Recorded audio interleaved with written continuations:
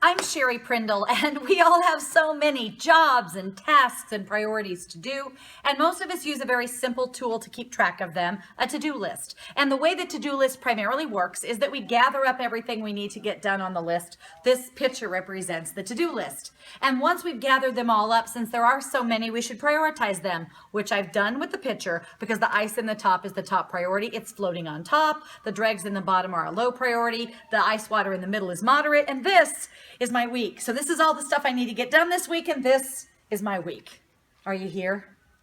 And you know, it would be easy to demonize the fact that we have so much in the picture and that it's physically impossible to fit this volume into here. But there's evidence to suggest that it's motivating to have more to do than you could possibly get done. And I know for a fact that a lot of what's in there, I put in there. So the problem is not so much that we have more to do than we could get done. It's our belief that we have to get it done and our lack of really paying attention to how much time we actually have. So here's what we do. All right, I need to get all this stuff done. Let's get going. And then what's going to happen? No, it can't overflow. I mean, I need to get this stuff done. This is my job. What are you talking about? Oh, that. Well, anyway, don't you find that really interesting that people talk about prioritizing as if somehow I could tell my boss, sorry, this is not a priority. I'm not getting it done. I mean, this is crazy. This is my job. I have to get this stuff done. I can't not get this stuff done. Oh, don't worry about that. I'll put it back on my to-do list and get it done later. The fact is, I just need to get this done. I mean, this is my job. This is my work. Wow.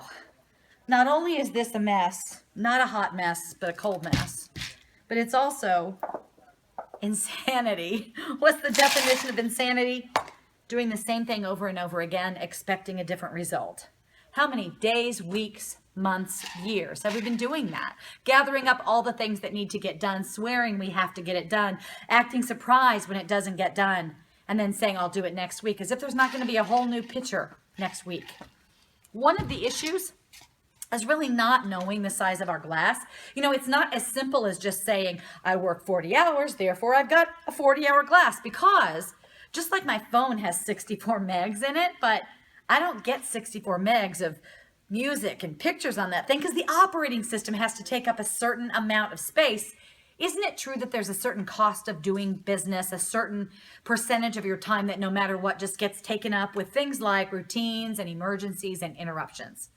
The question I have for you is, what percent of your time does that constitute? If you're a receptionist, it might be 90% of your time, but if you're a rocket scientist, it should be 15% or less. On average, when they ask lots of different people in lots of professions, what percent of your time gets taken up in things that you would never actually put on a to-do list, but that nevertheless you need to do? The average came out to be 40%. So let's do the math. If I work 40 hours and 40% of my time gets taken up with this routine non-to-do list stuff, that's 4 times 4, or 16 hours. And then I would subtract that 16 hours from the 40 hours I work, and I'm left with 24 hours.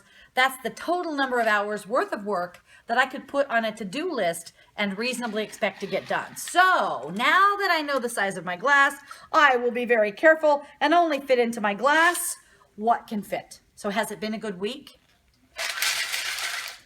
I don't think so. I think it's actually been a horrible week. Why? Not because there's lots of stuff left. There's always lots of stuff left, but because it's the ice that's left. So I beg you not to make your goal be to get everything done. That's impossible. But I also beg you not to make your goal be to just do what you can. That's what mediocre people do. My goal is to get as much ice as I possibly can into my glass. Now, I'm a big believer in using tools. And I really need a scraper or a scoop for this because my hands are getting really cold. And as I do this, I cannot help but notice that the ice is cubed. And I could sure fit a lot more ice in here if it was crushed. Because really, who has big, look at this one, 4-hour chunks of time in your day? But, oh, look at that, look at that, look at this. I want you to see this. Look. It's a little 15-minute chunk of time.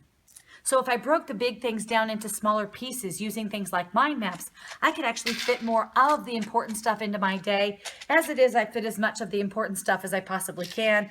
Always still room for water. And in the end, when I ask the question one last time, has it been a good week? I'm going to say yes. As long as I notice that what I have accomplished is more important than what I haven't accomplished. As long as I prioritize not just my to-do list, but prioritize on my feet when someone says, drop everything and come see me now, by asking, what if I do it? What if I don't? What's the best use of my time now?